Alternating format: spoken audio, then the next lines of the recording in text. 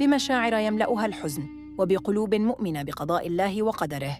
يقدم الشيخ محمد الماحي شيخ إبراهيم نياس هذا البيان تعزية وتقديراً في رجل من رجالات العلم والولاية، العالم العامل والمربي الرباني، الشيخ طاهر عثمان بوتشي رحمه الله.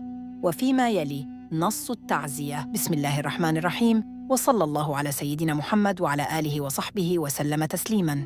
بقلوب مؤمنة بقضاء الله وقدره تلقينا ببالغ الحزن والأسى نبأ وفاة العالم العامل العابد المربي الرباني الشيخ طاهر عثمان بوتشي، الذي ظل حياته ملازماً للقرآن، مفسراً له، خادماً للعلم، صادق التوجه، مخلصاً في محبته لله ولرسوله صلى الله عليه وسلم، ومتمسكاً بالطريقة التجانية، ناشراً لها على خطى مشائخه الميامين الذين نافحوا عنها وأيدوها.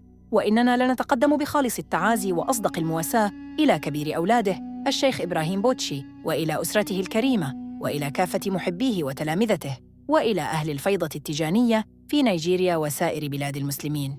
لقد كان الشيخ طاهر بوتشي مثالاً للورع والتقوى ومنارة للعلم والتعليم، وقد ربى أجيالاً على الذكر والصلاة على النبي والتمسك بالسنة. فنسأل الله العلي القدير أن يتغمده بواسع رحمته، ويجعل مقامه في أعلى عليين مع النبيين والصديقين والشهداء والصالحين، وأن يجزيه عن الأمة خير الجزاء، وأن يبارك في عقبه وسيرته، ويجعل علمه وذكره صدقة جارية إلى يوم الدين. إنا لله وإنا إليه راجعون.